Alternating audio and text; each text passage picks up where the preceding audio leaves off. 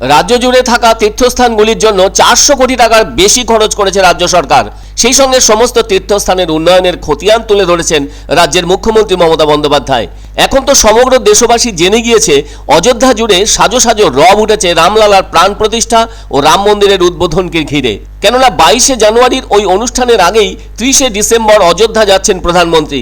এমনই আবহে চাকলায় মুখ্যমন্ত্রীর মুখে উঠে এলো তীর্থস্থানের উন্নয়নের খতিয়ান। বাংলার রাজ্য সরকার কোন কোন তীর্থস্থান উন্নয়নে কাজ করেছে তার বিস্তারিত বিবরণ দিলেন মুখ্যমন্ত্রী মমতা বন্দ্যোপাধ্যায়।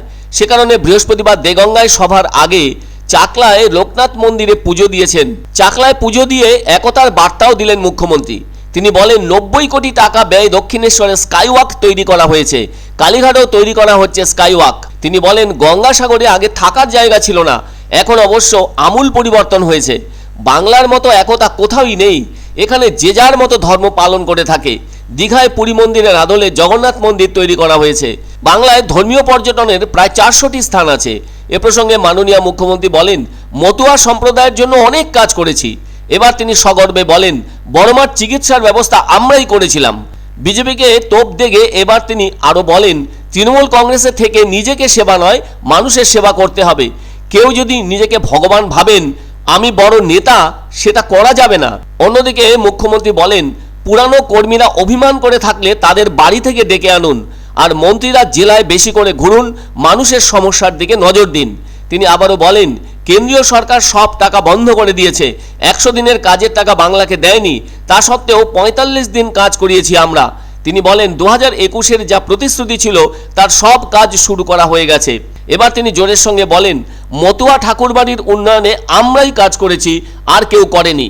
ভোটের সময় বড় বড় কথা বলে ভোট চাইতে আসে, নাগরিকত্ব নিয়ে ভাগাভাগির চেষ্টা করা হচ্ছে। আমরা সকলকে পাত্তা দিচ্ছি যাতে তাদের উদ্বাস্তু হয়ে থাকতে না হয়।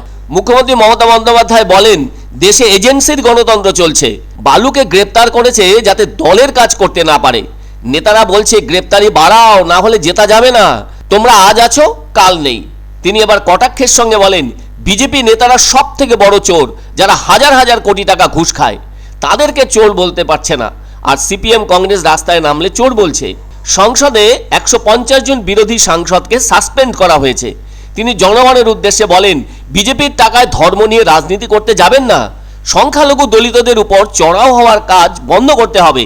এবার তিনি নিজের দলের রাজনৈতিক ক্ষমতা কতখানি মজবুত সেটা জানাতে সগর্বে বললেন, বিজেপিকে শিক্ষা দিতে পারে একমাত্র তৃণমূল, অন্য কোনো পার্টি নয়। এদিকে উত্তর 24 পরগনা চাকলা ও কচুয়ায় মুখ্যমন্ত্রীর হাত ধরেই লোকনাথ বাবার মন্দিরে নতুন করে উন্নয়নের কাজ চলছে। ইতিমধ্যে 2টি ওভারগেটের কাজ প্রায় শেষ পর্যায়ে। ভক্তদের জন্য ভক্ত নিবাস তৈরির কাজ শেষ হয়ে গেছে। প্রতিদিন কয়েকশো পুণ্যার্থী আসেন লোকনাথ বাবার মন্দিরে। কেননা লোকনাথ ব্রহ্মচারীর জন্মস্থান হলো উত্তর 24 পরগনা চাকলা ধামে। ভক্তদের সুবিধার জন্য তৈরি হয়েছে গেস্ট হাউস। তাছাড়া মন্দির উন্নয়নে রাজ্য সরকার এগিয়ে আসায় সন্তোষ প্রকাশ করেছেন লোকনাথ মন্দির কমিটির সদস্যরা। এছাড়াও ইস্কনকে 700 একর জমি দেওয়া, 3 কোটি টাকা ব্যয়ে ডানলপে ওঙ্কারনাথ তোরণ তৈরি, মধ্যমগ্রামে অনুকূলে সৎসঙ্গ বিহারের জন্য 5 একর জমি দান, এসব করা হয়েছে রাজ্য সরকারের উদ্যোগে বলে জানান তিনি। এক একটা কোটি কোটি টাকার মালিক বিজেপি করলেই ওয়াশিং মেশিন, আর তৃণমূল করলেই জেলে ভরো। বলছে সব নেতাদের জেলে ভরো, কোনো কেসের বিচার হয়নি। যে টাকা লুট করেছে ফেরত পায়নি। বিজেপির কটা চোর গ্রেপ্তার হয়েছে, কটা ডাক্তার গ্রেপ্তার হয়েছে সারা ভারতবর্ষে আমি জানতে চাই। শুধু এজেন্সির গণতন্ত্র চলছে, এজেন্সিকে দিয়ে।